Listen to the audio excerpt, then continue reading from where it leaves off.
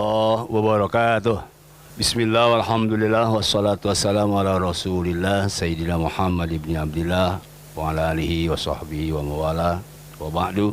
Kita lanjutkan tafsir Maumi Bidroy. InsyaAllah hari ini kita akan membahas surat Al-Baqarah ayat 178 sampai 179. Judul yang berkaitan surat Al-Baqarah 178, 179, hukuman mati sangat besar hikmahnya. Kenapa disebut sangat besar? Karena dunia ini perlu aman, damai, sejahtera, sentosa. Kalau ada pembunuhan berarti tidak aman. Makanya ketika ada orang yang membunuh lalu dihukum mati, itu di dalam ayat ini jelaskan ada dua hikmah besarnya. Satu, lakum. Lakum itu sangat besar manfaatnya untuk umat Islam. Karena umat Islam yang punya hukum tegas, lugas, dan sangat efektif untuk mengkat dari pembunuh. Kemudian kenapa besar hikmahnya? Sebab ada kata hayatun.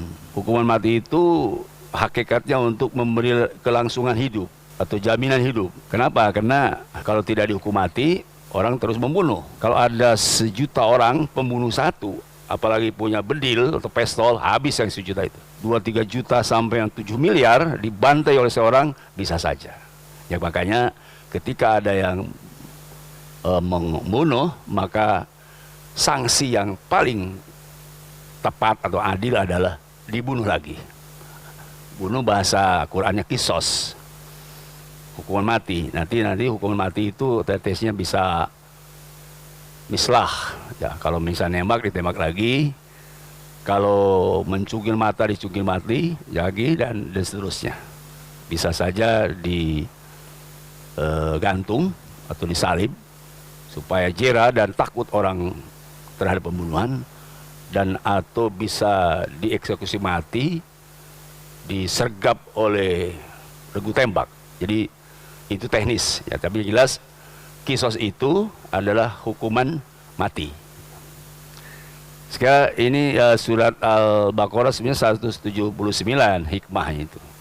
Tetapi kita juga harus membahas tentang hal-hal lain. Misalnya di ayat 178 itu ada proses sebelumnya atau ada sabab-sabab turun ayat ini ketika terjadi hukum kisos. Kalau kita lihat surah Al-Baqarah 178, di situ kan dimulai dari ayat ya ayyuhalladzina amanu kutiba alaikumul qisas fil qatla. Wahai orang yang beriman, arti umat Islam yang mungkin yang beriman kepada hukum Allah, itu Allah menetapkan hukumnya tentang orang yang berbunuh itu adalah qisas, hukum mati.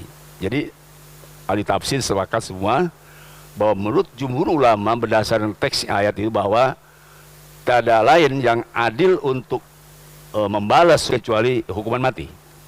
Kisos itu diambil dari bahasa Arab kosoya kusuk. Kisos artinya seperti gunting. Menggunting itu kan ikut pola yang sudah ditulis oleh penjahit. Nah, kisos artinya dia membalas dengan hukuman sesuai dengan dia bagaimana waktu membunuh itu. Nah, ini asalnya kisos begitu. Kutiba alimul qisas bil qatla, ini perintah dari Allah awalnya untuk kaum muslimin ketika terjadi pembunuhan maka harus dihukum mati. Di dalam pengertian fikihnya adalah hukuman mati itu bagi yang membunuh amdan atau qatlu amdan. Membunuh sengaja kalau dalam kuhab adalah pembunuhan berencana. Nanti ada sibu amdin. Dia membunuh tidak berencana, tidak ada rencana membunuh. Misalnya dipaksa atau terjepit atau disuruh atau atasan atau takut. Nah itu sibu amdin, dia tidak harus dikisos. Meskipun nanti para ulama di tafsir bagaimana kalau keroyokan. Nah itu nanti ada perbedaan pendapat mengenai kisosnya. Tapi yang jelas awalnya hukum ini sama. Siapa saja yang membunuh adalah bunuh lagi. Ya, ini apa itu diambil dari kalimat kutiba alaikumul qisasu fil qatla. Bagaimana proses jadinya hukum kisos? Maka dikaitkan dengan sejarah yang ada sekarang, yang berlarut-larut sampai baru diputuskan kemarin, belum lama ini. Sebenarnya ada sebab ayat turun ini. Memang begini asbab ayat ini turun. Dulu itu ada yang disebut kelompok Bani Nadir dan Bani Quraidah. Bani Nadir adalah kelompok elit, ya penguasa dan juga banyak uang. Kalau sekarang mungkin ya oligarki lah gitu. Sedangkan Quraidah adalah rakyat jelata mustadafin yang tidak punya apa-apa, lemah, atau rakyat yang tidak berkemampuan. Orang-orang zaman jahiliyah, kalau Bani Nadir membunuh Bani Quraidah, itu tidak dihukum mati. Bahkan kalau toh ada diat pengganti daripada pembunuhan, itu hanya 100 uqiyah. 100 uqiyah itu kalau dibentuk materikan hanya 100 karung kurma. Tetapi sebaliknya, kalau Bani Quraidah yang membunuh terhadap Bani Nadir kena rakyat jelata, maka dihukum mati si Quraidah itu. Dan juga harus melakukan diatnya 2 kali lipat dari Bani Nadir. Jadi kalau Bani Nadir tadi diberikan diatnya hanya 100 uqiyah, sedangkan Quraidah kalau membunuh 200 karung kurma yang bagus lagi gitu. Itu dalam sejarahnya. Maka timbullah di dalam jahiliyah itu ada hukum yang tumpul ke atas, tajam ke bawah. Jadi kalau Bani Nadir yang kuat itu tadi ya hukum tidak dilaksanakan, qawan tidak dilaksanakan, qisas tidak dilaksanakan, karena mereka ada punya uang dan berkuasa. Itu dulu sebelum mereka masuk Islam seperti itu. Tetapi tadi kalau Bani Quraidah yang lemah, mereka dihukum mati dan diberi diat yang besar. Jadi kalau sejarah ini dikumpulkan Al-Quran turun Al-Baqarah 178, persis yang terjadi sekarang ini itulah. Jadi hampir-hampir saja orang kuat itu tidak dikisas. Nah ini asbab nuzul yang pertama. Asbab nuzul yang kedua, kaitan dengan al-huru bil huri wal abdu bil abdi. Kezoliman di zaman jahiliyah itu juga berlaku yang sangat zalim. Artinya ketika terjadi peperangan, maka mereka tidak rela kalau ada hamba sahaya dari mereka yang ditawan, maka harus diganti dengan orang merdeka. Dan kalau ada orang hamba saya yang dibunuh, mereka tidak rela kalau hanya hamba saya dari kelompok musuh yang dibunuh, tapi harus orang merdeka. Kan itu berarti tidak adil. Kalau status sosial, identitas ya, identitas hamba saya dan mereka itu kan berbeda. Tapi kenapa harus dibalas dengan yang lebih? Di surat Al-Baqarah 178 ini secara tegas menghindarkan kezoliman. Tidak boleh ada orang yang dizolimi dalam pembunuhan. Ya, apa maksudnya dolimi? Tadi harus seimbang. Sebab kisos itu kan pembalasan seimbang, sepadan. Jadi kalau tidak sepadan berarti kezoliman. Nah, bagaimana kalau muslim dengan kafir? Kan tidak sama. Maka menurut jumhur mufasir, kalau muslim membunuh kafir, itu menurut jumhur ulama itu tidak harus dikisos orang muslim itu. Tetapi sebaliknya, kalau kafir membunuh muslim itu harus dikisos. Ini bukan diskriminasi, karena status status agama itu harus lebih dipertahankan. Jadi kalau sudah muslim tidak boleh dibunuh, itu. Sehingga kalau ada muslim membunuh orang kafir, itu menurut jumhur mufasir berdasarkan hadis Nabi, la yuqtalu muslimun bi kafirin. Tidak boleh umat Islam yang membunuh orang kafir dikisos. Berbeda tadi justru dengan mazhab Hanafi, ya. Ini sekarang perbedaan ini sudah sejak zaman dulu. Nah, kemudian ada masalah lagi. Apakah tadi kan al-unsa bil unsa, perempuan dikisos kalau membunuh perempuan? Bagaimana kalau laki-laki membunuh perempuan? Ini lagi-lagi Imam Hasan dan Imam Atha, ar-rajul la yuqtalu bil mar'ah.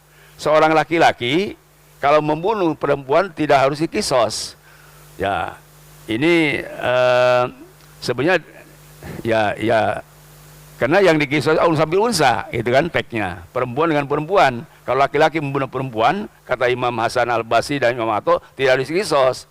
Tetapi berdasarkan hadis Nabi Muhammad SAW, jumhur ikut ke situ. Kalau ada suami membunuh istri atau istri membunuh suami, itu sama. Al-muslimuna tatakafau dima'um. Orang muslim itu sama darahnya. Kalau menurut jumhur mufasir, jumhur ulama, asal muslim, dia apakah laki-laki atau perempuan yang membunuh tetap harus dihukum mati. ketika menyusun KUHAP juga dulu ulama-ulama ya selalu berbeda pendapat di dalam masalah penetapan hukum. Karena ulama juga sudah seperti itu. Tetapi yang jelas bahwa teks ayat 178 itu tadi al-mumasalah.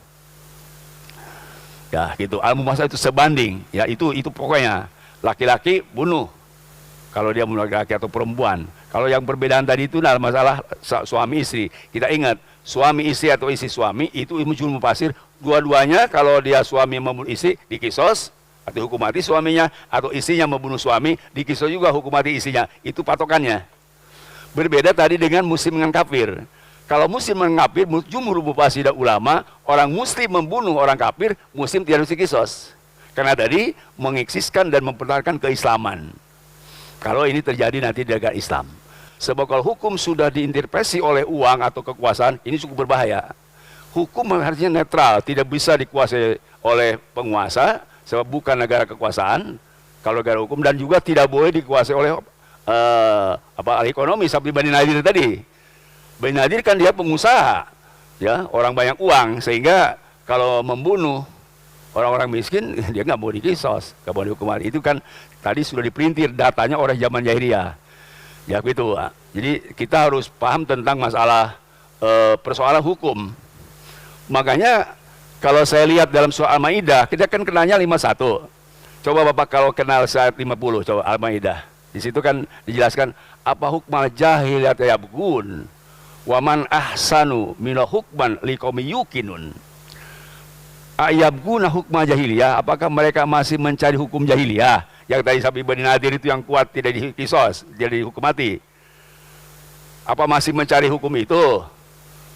Padahal waman ahsanu minal hukman, hukum yang paling benar atau hukum yang benar itu adalah hukum Allah. Tapi liqaumin yuqinun, bagi bangsa yang iman, yang yakin kepada hukum Islam, yang yakin kepada Allah dan Rasul, kepada hari akhir dan hari qadar. Kalau tidak yakin, mereka tidak akan bisa melaksanakan hukum Islam.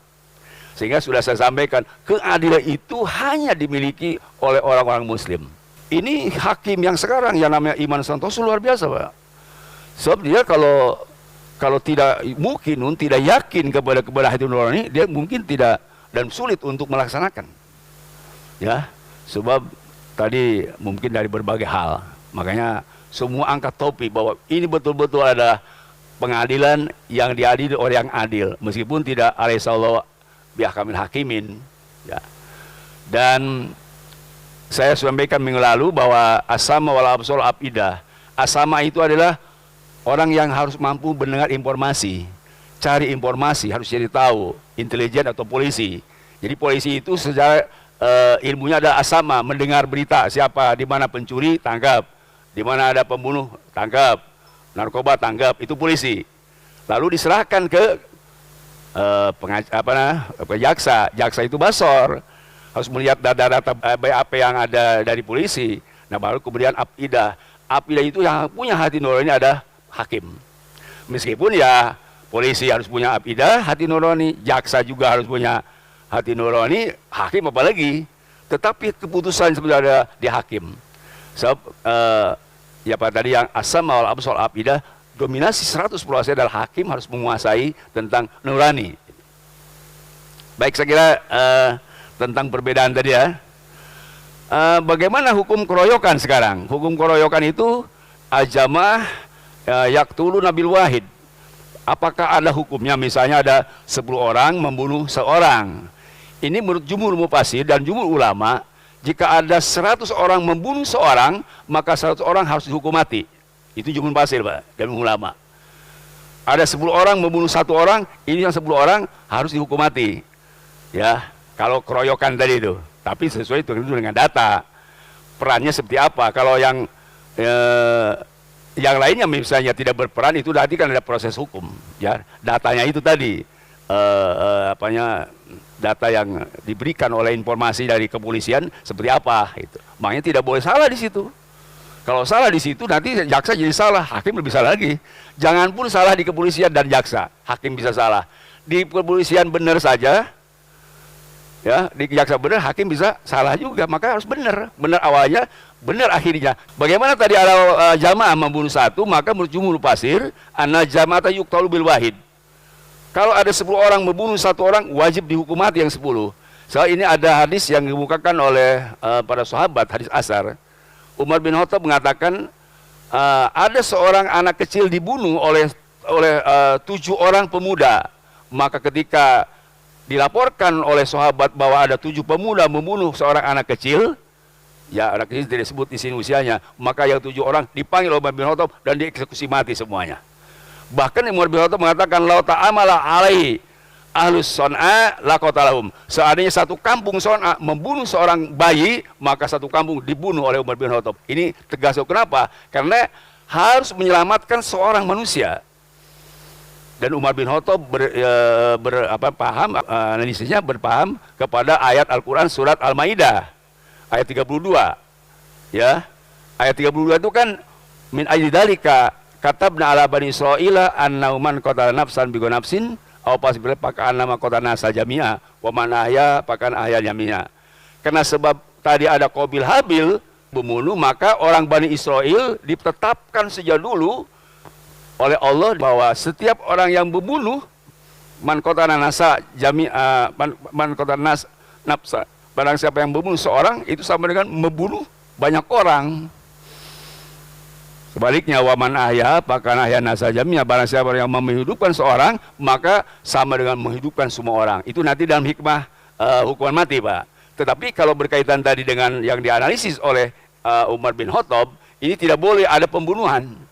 Sehingga membunuh anak bayi satu pun, ya, kalau dibunuh sama sekatu kampung itu dihukum kisos oleh Umar bin Khattab. Itu tegasnya, Pak. Karena tadi tidak boleh ada dendam pembunuhan.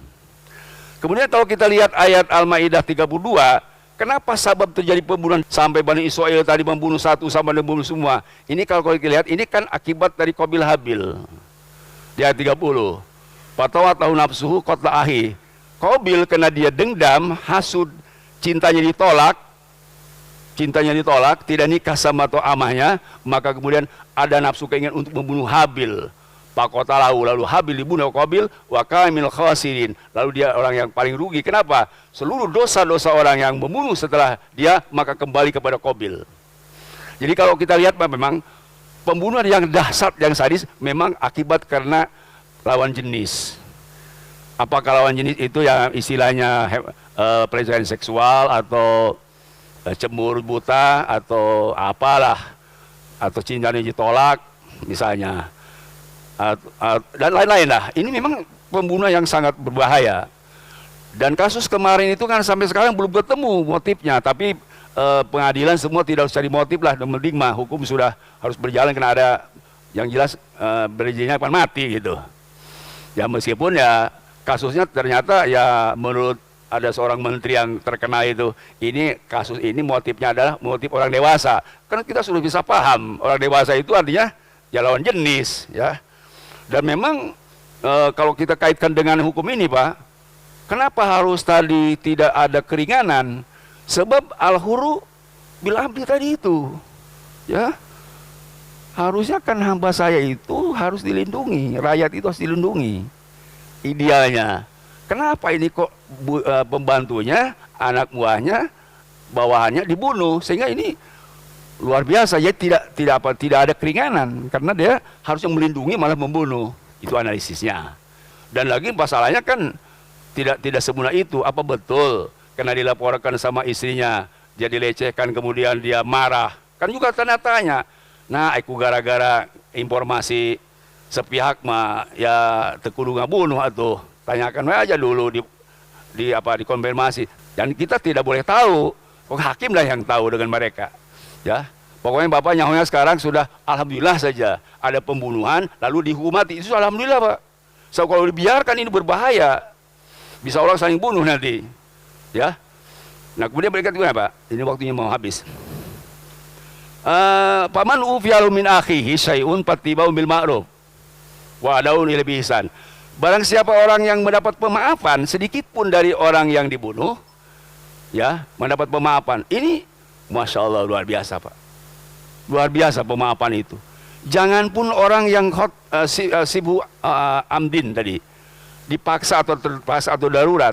Andaikan ada orang yang membunuh kemudian diminta maaf kepada korban atau keluarga korban, lalu dimaafkan, dan bebas dari hukuman mati. Saya dengar, saya perhatikan, katanya orang yang membunuh itu, yang mantan korban itu tidak minta maaf. Sehingga hakim itu tidak ada yang meringankan. Kalau tidak yang meringankan, yang 340 pasal pembunuhan berencana. Sementara eksekutornya kena minta maaf kepada korban atau keluarga korban, dimaafkan. Itu luar biasa, Pak. Memang itu Islami. Siapapun tidak bisa menolak kalau sudah dimaafkan. Apalagi ini kan eksekutornya yang tidak sengaja, dia tidak berencana, dia dipaksa. Maka pantas kalau dia diberi keringanan 1 tahun 6 bulan. Sebetulnya menurut hukum Islam harus bebas. Tidak ada 1 bulan pun. So, dia kan satu minta maaf dimaafkan. Kedua dia sibuk amdin, terpaksa membunuhnya. Dan dia memang bukan asli punya rencana. Jadi saya kira persoalan ini harus jelas. Saya diberi tugas dan saya punya tugas ingin menjelaskan kepada masyarakat harus tahu hukum. Tidak boleh kita asal-asalan. Karena ini negara hukum. Ya, mudah-mudahan saja, Pak. Jadi sekali lagi, paman upialu min akhi sayun fattiba'ul ma'ruf. Barang siapa orang yang mendapat pemaafan dari keluarga korban, dia ittiba'ul ma'ruf. Ittiba'ul ma'ruf saya lihat di sini harus diusahakan dengan kebaikan, yaitu bayar diat. Diat itu harus dibayar dari dirinya sendiri. Kalau tidak ada dari keluarganya, kalau tidak ada dari keluarga, dari negara Baitul Mal. Lagi-lagi begitu diputusan, itu bayar ganti ruginya 5.000 ya. Itu kan luar biasa. Harusnya meskipun 5 miliar ya penguasa ya, pemerintah yang bayar. Karena dia harus membayar fattiba'ul ma'ruf. Jadi malah saya lihat di tafsir, Pak Surwa di tafsir, pemaafan itu sangat berkait kepada diat. Begitu dimaafkan, dia harus keluar diat, koseknya keluar. Berapa punya duit bayar, karena dia tidak jadi dibunuhnya. Coba itu. Ini sudah alhamdulillah 5.000. Coba. Ya si Barada ini memang ya saya perhatikan dia sebenarnya ada 2 ya menurut saya itu. Dia harus dibebaskan. Satu, dia karena dia jujur. Kalau seandainya si Barada tidak jujur, gak terungkap kamu itu, Pak. Itu. Jujurnya itu memang harus dihargai. Ya, sebab jujur itu jamin masuk surga ya. Surga itu kalau surga mereka mungkin beda lagi, tapi surga aja dah. Kemudian yang kedua itu dia selain jujur juga tadi minta maaf dan keluarganya memaafkan.